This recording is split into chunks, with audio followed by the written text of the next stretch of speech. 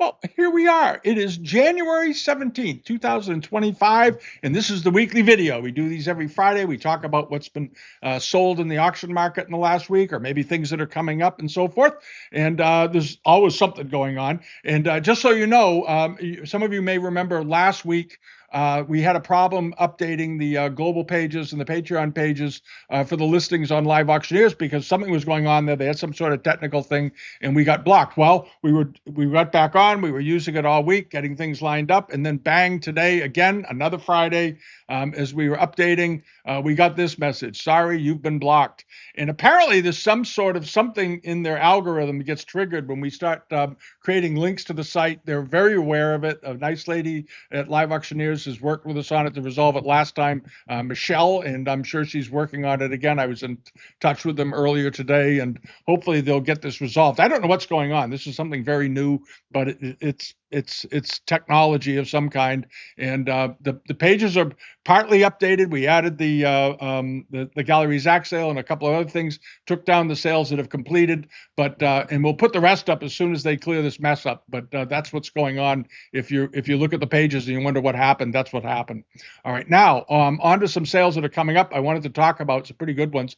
This is the Bukowski sale that's coming up. This is part of the Bonhams group, and you have this sale's on January 26th, and they've got some nice porcelains in there. If you like a good 18th and 19th century porcelain in particular, and some early Ming things, you want to take a look at this sale. They've got some nice stuff going in here. One of them is this very nice wine cooler, Qinlong period. Could also be Yongshen, judging by the enamels, but it is an 18th century cooler, no doubt. It's got a reasonable estimate of 8,000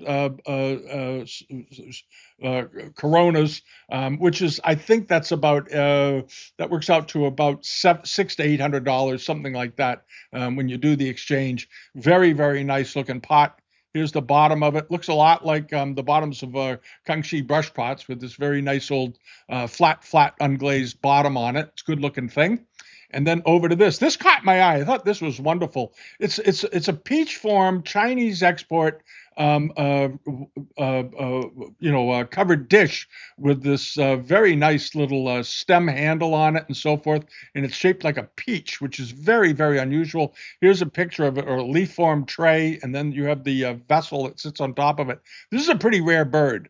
If you collect unusual pieces of China trade, this is an unusual piece. It's 18th century. It's beautifully done, nice quality, and it looks like it's in good shape. And it still has its gilding intact and so forth. I would look into that and see if you can't buy it for your own collection. The estimate's very reasonable: 4,000 SEK, which is around $400 to $600, I guess, is the estimate roughly. And this sale again is on the 26th. And what else is in the sale is this: a nice side-handled two Qing Dynasty Kangxi period side-handle coffee pots, I guess is what they call them, or chocolate pots back in the day. One of them has some little restoration to the cover, according to it, a few chips here and there, but very unusual and very rare, and it's a pair. And you don't see pairs of these very often. It's a very unusual thing. And it's estimated at 12,000 SEK, roughly $1,000 to $1,500, somewhere in there. It's worth it. Nice looking thing. And then also a Kangxi dish. This is a good looking plate. How big is this anyway? 35 centimeters. So it's about 14 inches in diameter, roughly. But a nice piece. Unfortunately, they overlit it a little bit for the photography. This happens sometimes. Shooting a light colored thing with too much light on it you get this sort of washed out look to it.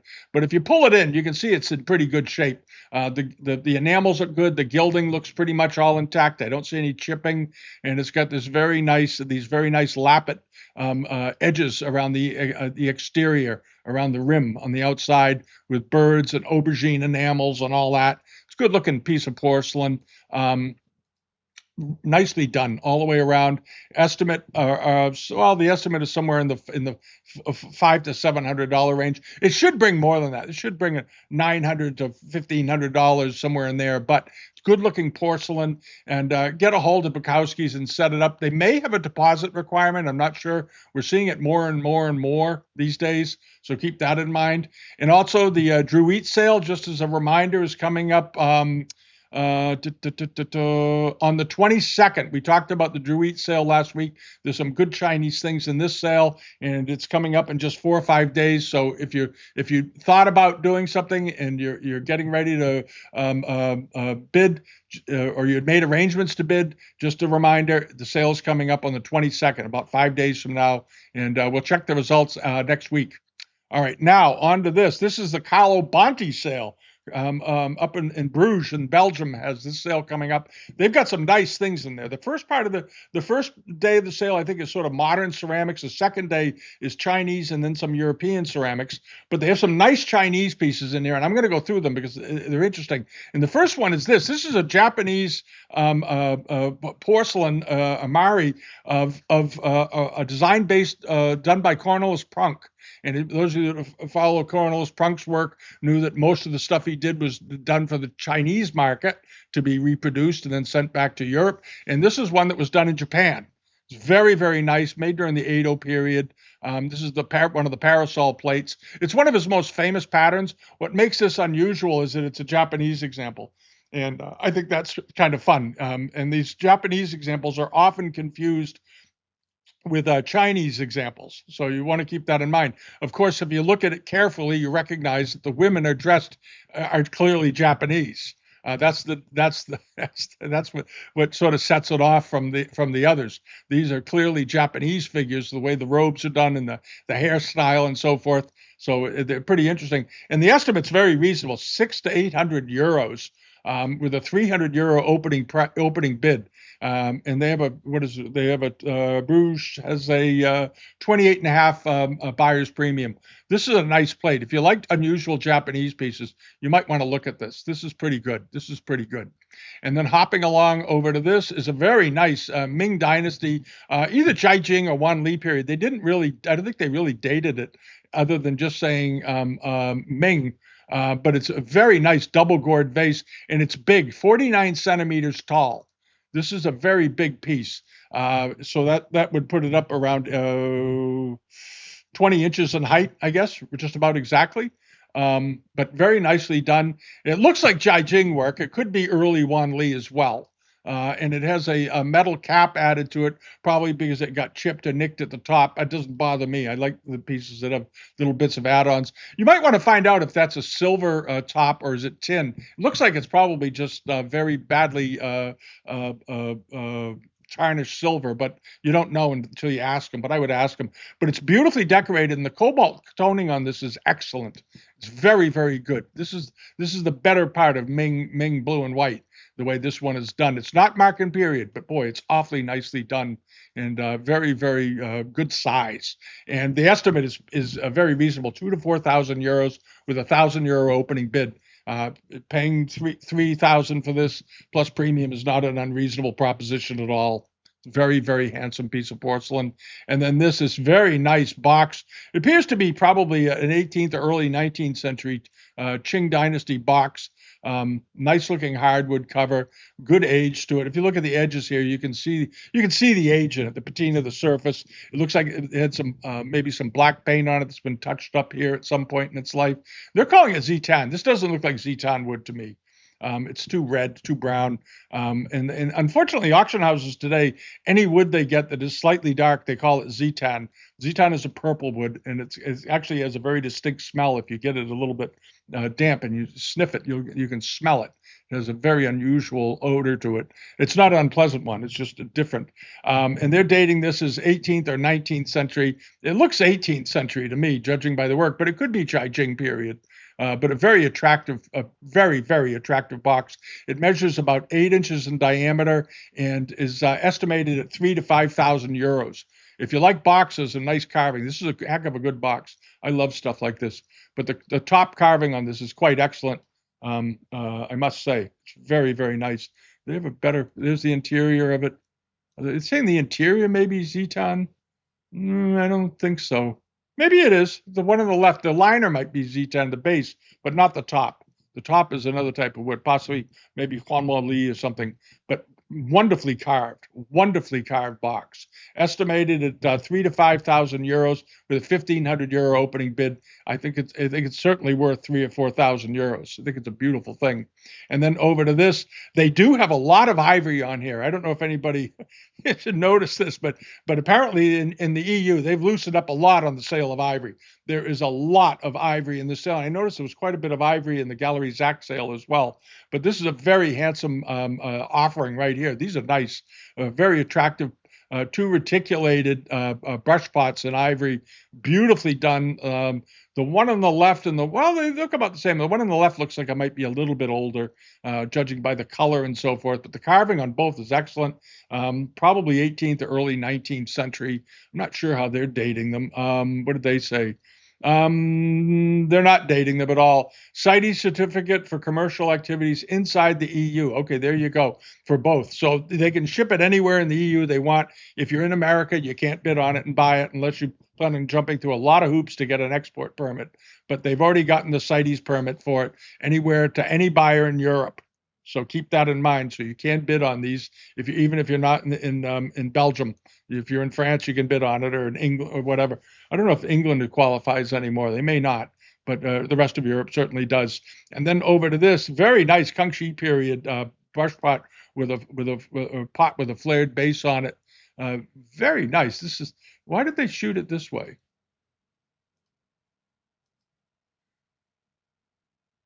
It's rather curious. It looks like the first picture they shot it upside down for some reason. I'm not sure why, but anyway, there's the pot. Oh no, this is cut down from another vase, is what it is. This is a cut down piece. Did they say that? Hold on a second. Let me take a look at this. Chinese birds, flower, phoenix. Okay. This is the bottom of a vase. That is really strange. And they're not calling it that. They're Chinese blue and white birds amongst flowers and branches. They're not telling you what it is. Continuous scene and other birds. Yeah, this has been cut down. What the heck are they doing? It's a nice piece of porcelain regardless, but this has been chopped down from something else. Yeah, there it is. There's the top of it. So somebody had a vase, it looks like, and then they chopped it down. But it's nicely done. I have to say the decoration is quite appealing, but I don't know how much it's going to be worth. It measures just a little under about 10 inches tall. So this was probably the bottom to something like a yen vase or a sleeve vase of some kind, maybe a sleeve vase. And it got broken, so they chopped it off and they just left you at the bottom. So it looks like, at first I thought this was a brush pot. When I set it aside, I thought it's an unusual brush pot. And I didn't look too carefully at the top of it. And there it is. So it's a very odd thing. Is this the top of a vase?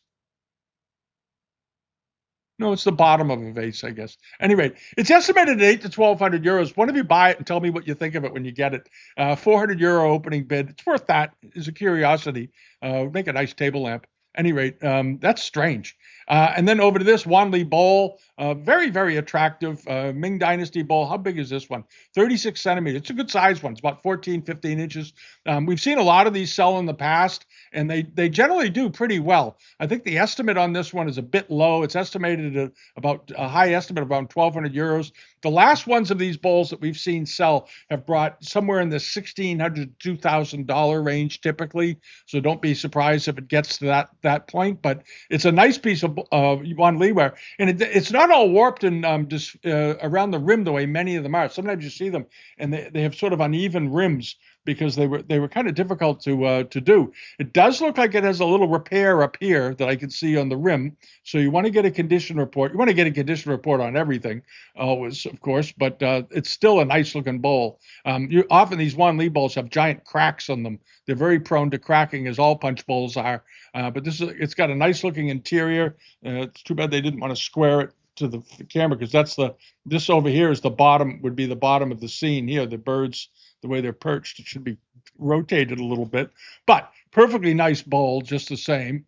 It looks like it's in good shape. Looks like there's a firing flaw here on the interior. Looks almost like a crack. So you want to get a little information about that. But overall, it's a nice looking piece of porcelain.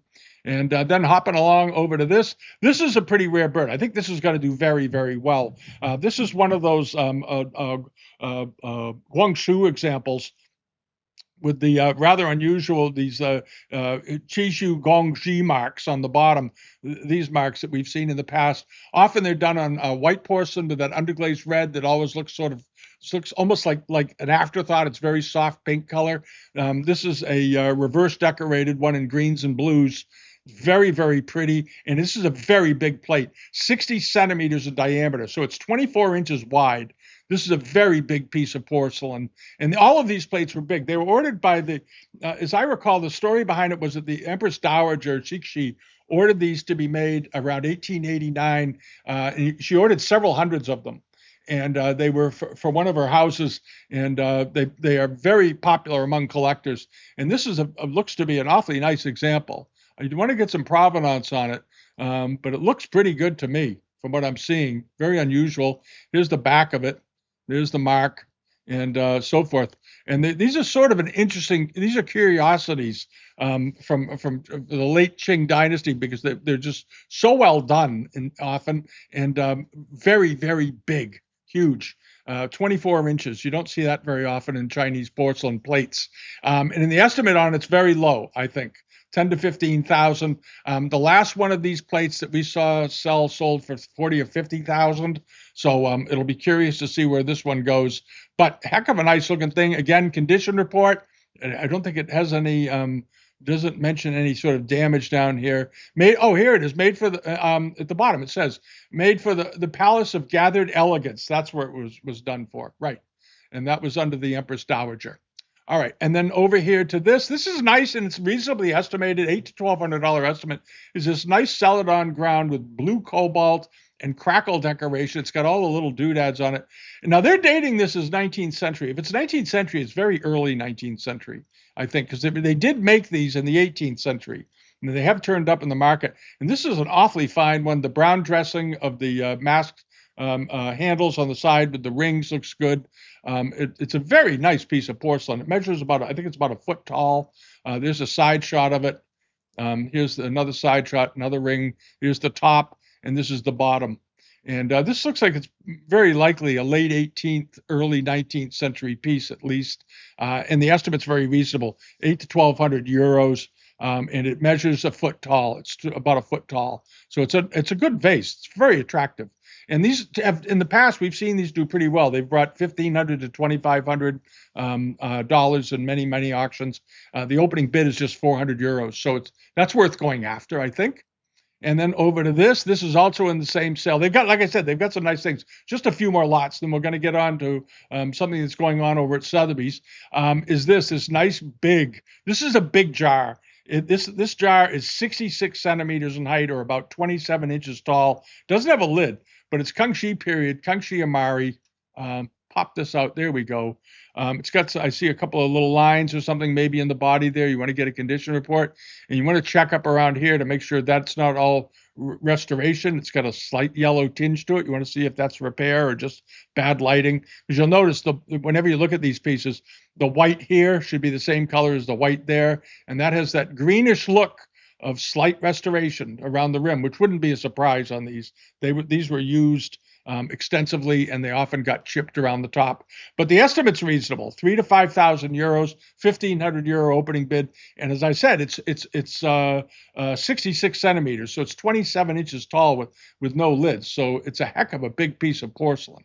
But do check out that condition at the top, how much of that's been restored or repaired, because I do think it has been, which is not unusual, especially coming out of European collections. Things often got damaged over the years.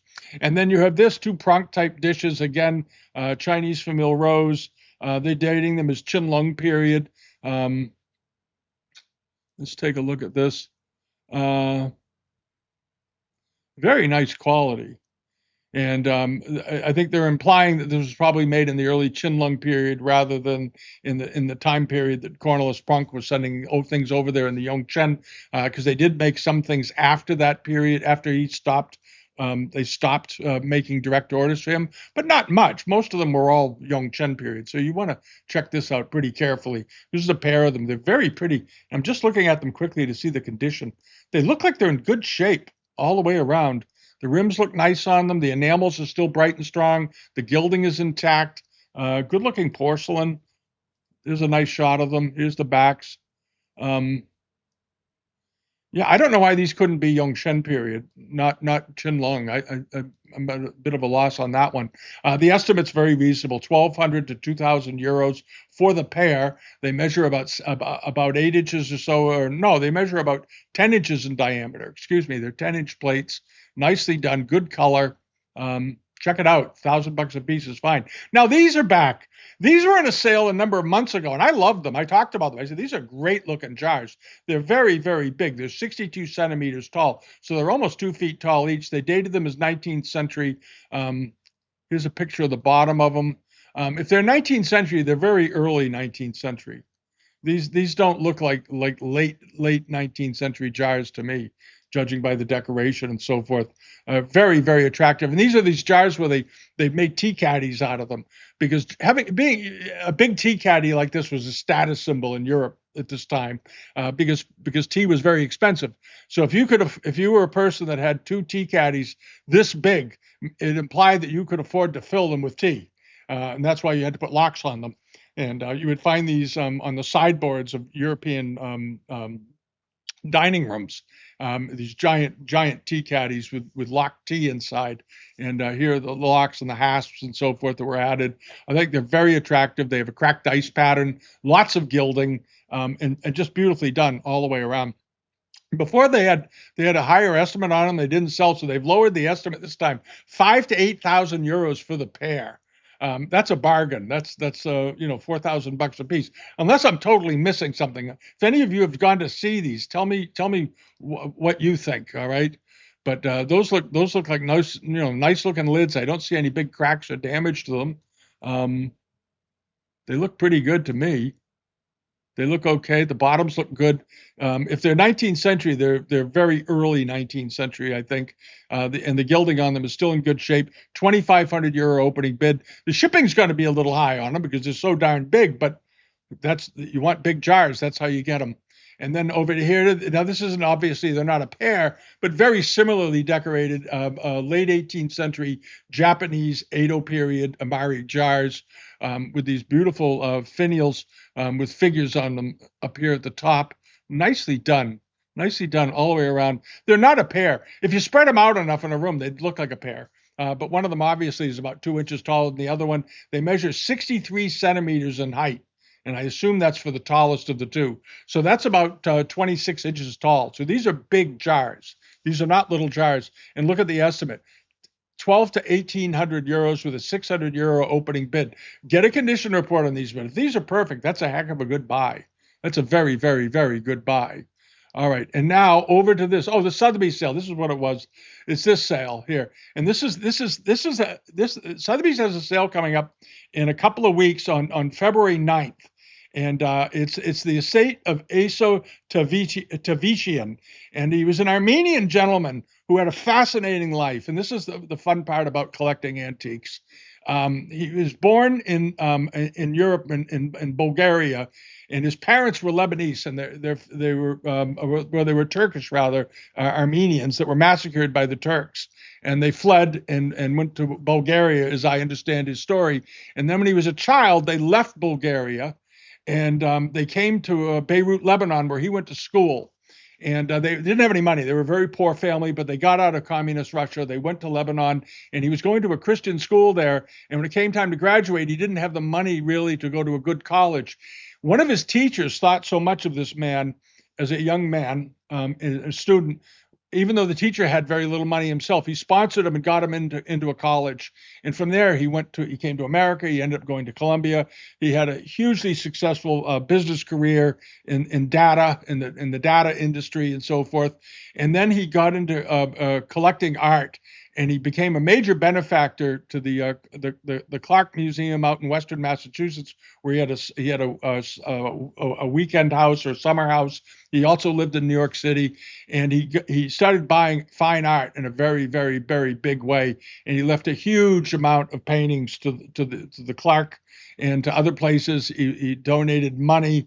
He was quite well off, and he passed away at the age of 80 during the COVID fiasco. And that was it. But he had already made all of his arrangements, and many of his things have gone on to institutions. He was just one of these phenomenal story. If you Google his name, and you look at the Berkshire Eagle, they'll tell you his story of his life. And what a guy, what a great man. And he collected everything from old master paintings to Asian art to Persian rugs, whatever looked nice, whatever worked in his house, that's what he wanted. And he became a real fan of the art market. And he was sort of a sleeper buyer, quiet buyer. He didn't make a big fuss when he bought things. But the Clark Institute in Williamstown, out Western Mass, got a giant donation. Here it is, 331 works of art, estimated to be worth hundreds of $millions. Plus, he gave him $45 million to build a new wing to house it all. So he gave them a giant art collection, and then he gave them the money to build a wing onto their museum so they could display the artwork for his community. Just a great man, a great man. And there's a sale of his things coming up. Some of his things, he has a lot of stuff, but some of it's coming up at Sotheby's. And this is it. Vision of he had a much longer name. It was Asodarian or something. He had a long name, but he's just referred to be known as Aso. Tavishian, and this was his house up in Western Massachusetts. Apparently, it was quite an elegant place. It was a beautiful looking place, and there's some very interesting objects in here outside of some of the Asian stuff. But I just wanted to go through the Chinese things and come over. I urge you to go and look at some of the other stuff that he had. It's a lot of great textiles and tapestries from Europe, European ceramics, great looking pieces of furniture, agra carpets, all kinds of Japanese frogs and bronzes and things. He had the most eclectic taste, and he bought great things. One of the things he had, just quickly, a beautiful agra carpet done during the late 19th century. This is a very, very big rug. It's something like 14 by 19 feet. Very, very pretty. Another agra rug with a 17th century pattern on it with palmettes and so forth. This is also a big rug dated to around 1880 and so forth. Nice looking Chinese table. This was a Huanhua Li 3-drawer table that he bought. It came from a good collection. I'm trying to remember. I don't remember who the collection. It said in the thing. Gandalf Geist collection back in 2003. He bought this very, very attractive piece, estimated at $50,000 to $70,000, but a very attractive piece of Huanhua Li. Nicely figured wood. I like the patterns on the drawers. The hardware looks original. Nicely cut out skirts around the hardware and so forth. Beautifully done. The ends, the flange ends, look good. And the feet look okay, so it's a heck of a good table, estimated at 50 to 70,000 because Chinese furniture is doing very well these days. And then over to this, there's a whole bunch. At some point, he must have gone on a binge for Japanese no masks, and he bought some really good ones. And there's a whole bunch of no masks in here like this, and they've all been put in these very attractive shadow boxes. So when you get them, you don't have to do anything; you just hang them up on your wall. Estimated at $5,000 to $7,000, no reserve. Some of the pieces have reserves on them; some of them don't. The no masks have no reserves on it. This is an 18th century one. There's another one here. They're all very, very similar as far as how they're displayed. 18th or 19th century, signed in gold lacquer with the name of the artist on it. 30, many of them are signed. These are all good ones, really good ones. Signed $3,500 to $4,000 US, but some great looking things. So if I forget how many there are, there's a lot of them. So do check that out. And then over to this, a set of 4 Chinese export blue and white tulip vases, Qing Dynasty, Kangxi period. Now, these are based on Dutch Delft forms. These were Dutch Delft forms that they reproduced in China for the foreign market. And these were bought from a very good UK dealer. Here they are. These things are quite large, incidentally. I should point that out if they catch your eye. They are 16 inches tall. They're not little like 8-inch cricket sticks. These are 16 inches. They're good size, estimated at 120 to 180,000 US because they're rare. And they were sold by Jorg Welch in London sold these. He's one of the best China trade dealers in the world. So if you shop from him, you know what you're getting. And this is what he got from them. These are absolutely beautiful, and they go in dining rooms. They look great.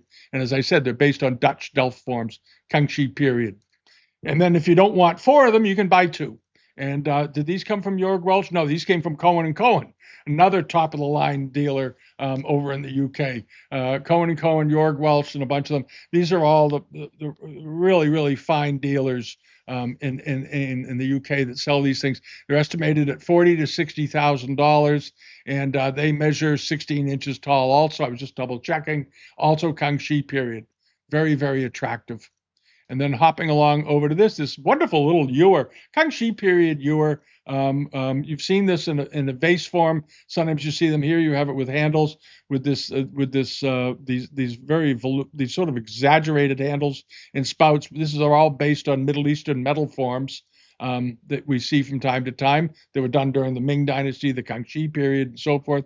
This is a nice looking ewer. It is 8 inches tall, estimated at $2,500 to $3,500. And then moving along to these are nice. They're dated now. They have a very precise date on these. It's interesting.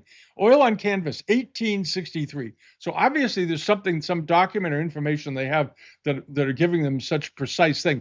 But again, no reserves. Okay, do check these things. No reserve. Okay, these I suspect are reserved. Yeah, these have reserves on them. They're big ticket items. But the things that maybe under 5,000 or so, they don't put reserves on them in this sale. I'm not sure. But these paintings are quite nice. They're done in these very elaborate French gilt frames, but beautifully done. Nice looking paintings. 1880s. There you are. It's an outdoor scene. They're playing a game. They're playing Go, and there's somebody over here having a smoke. Looks like a little opium pipe in this beautiful lush garden. The garden is spectacular here, and with this very lovely wall around it, and so forth. Nice looking pair of paintings. These are very good, and they are good size. They're 26 by 29. They're in two different sizes. One of them apparently is slightly larger than the other. One on the left may be a little bigger than the one on the right, I guess, but not much. Estimated just $4,000 to $6,000 with no reserve. All right. So if you're looking for a great looking pair of framed Chinese oil paintings, this is it. These are oils on canvas. They're very nice. And then a couple of knotters.